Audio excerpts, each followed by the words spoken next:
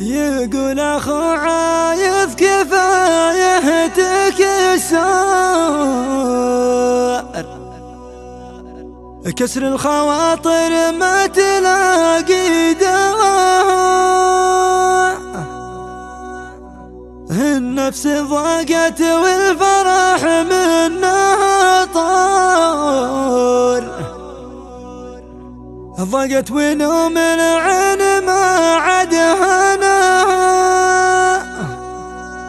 ايش السبب يا وقت شتت الافكار، ما عاد عرفت النفس مددها، ما عاد عرفت النفس مددها.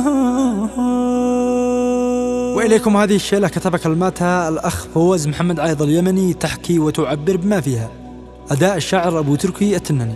مع تحيات سولا ستوديو طه المرادي.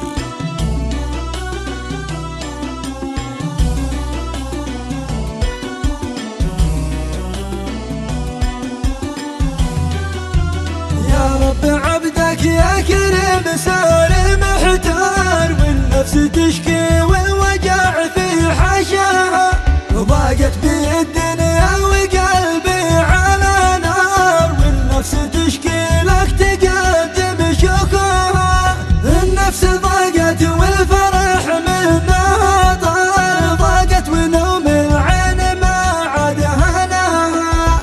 ايش السبب يا وقت شتت الافكار، بعد عرفت النفس ما ضدها.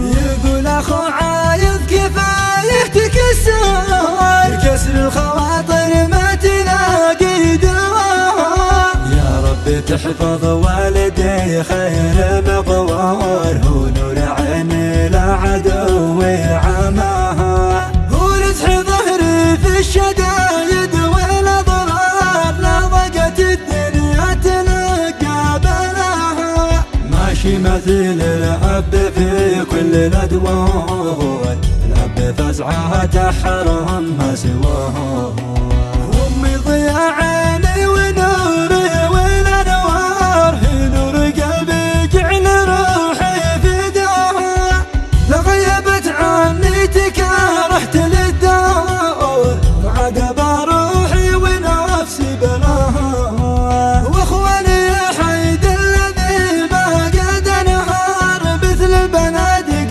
حين تقهر عداها، الاخ يبقى اخ مهما الزمن جار، ما يترك همومك اذا